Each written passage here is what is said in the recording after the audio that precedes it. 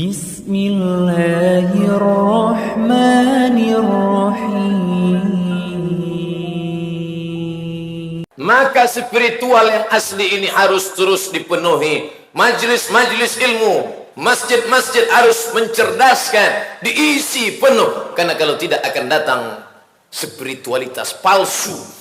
Orang-orang palsu, bukan mengisi kebaikan, tapi memang dasar likulli sakit lakit. Setiap daun yang jatuh pasti ada yang mengambilnya.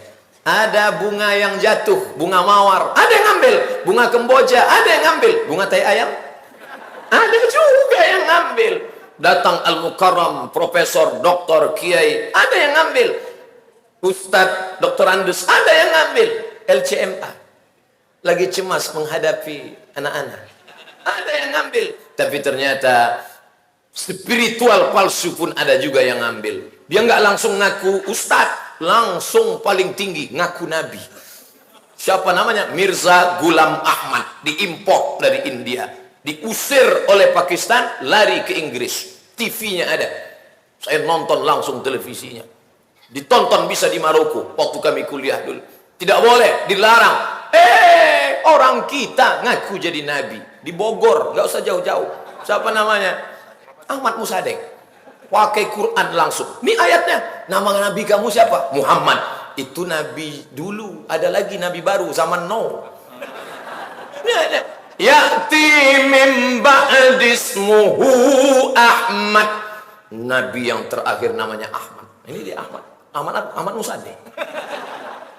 Kalau anak-anak kita tidak dibekali agama, blank, kosong, iya juga ya. Tapi kalau dia punya bekal agama, dia cuma senyum aja. Siapa namanya? Ahmad. Oh, jadi kalau nama Ahmad, semua Ahmad Nabi? Iya. Kalau gitu setelah Ahmad ada lagi Nabi baru. Siapa namanya? Nasrullah. Karena setelah Ahmad itu ada ayat bunyinya Nasrullah. Juz 30. Mana dia? Idza jaa Nasrullah. Berarti Nasrullah juga Nabi. Setelah Nasrullah ada lagi Nabi susulan. Siapa namanya? Ini ayatnya. Qul huwallahu ahad, Allahus somad. Ini dia, Nabi terakhir. Percayalah kepada aku. Percayalah. Siapa yang tidak percaya? Tapi jangan dipotong nanti. Nanti dipotong keluar video YouTube. Ustaz Somad sudah mengaku menjadi Nabi terakhir.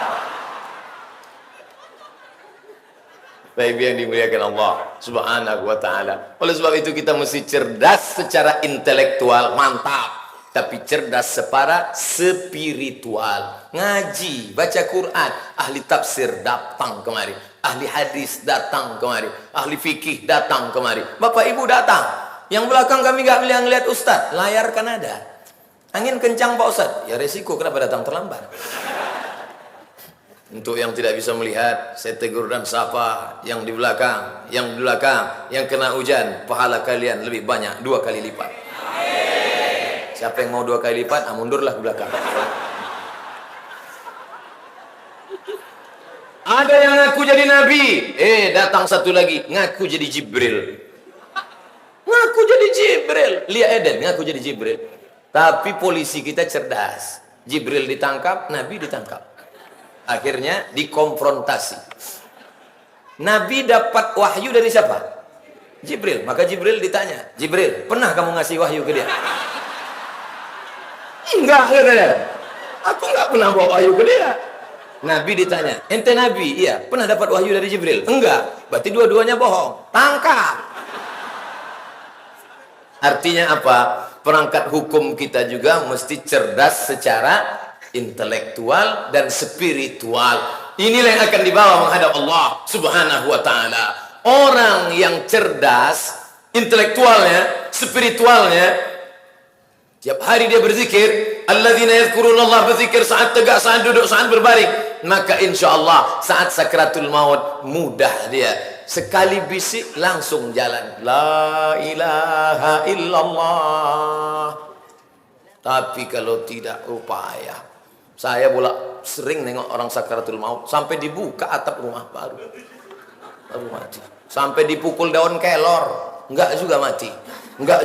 Akhirnya tolong keluarga keluar dulu kamar, keluar tutup. Akhirnya mati.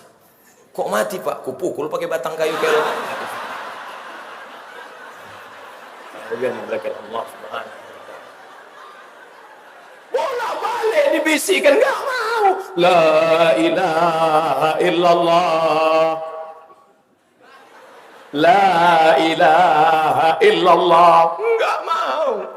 Tapi ada kawannya satu yang cerdas. Dia ambil HP, dia buka Google, dia tunjukkan. Ini,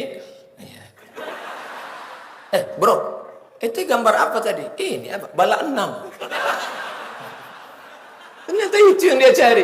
Ini kan. Iya kan. Gol. Allahumma khtim lana bi husnil khatimah wa la takhtim alaina bisu'il khatimah. Apapun perbuatanmu, ingat, pintu gerbang itu pasti kau lewati. Michael Jackson menyangka dia tidak akan mati.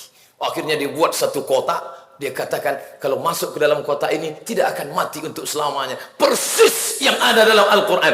Ainama takunu, dimanapun kau berada, yudrikumul maut. Kematian akan menangkapmu.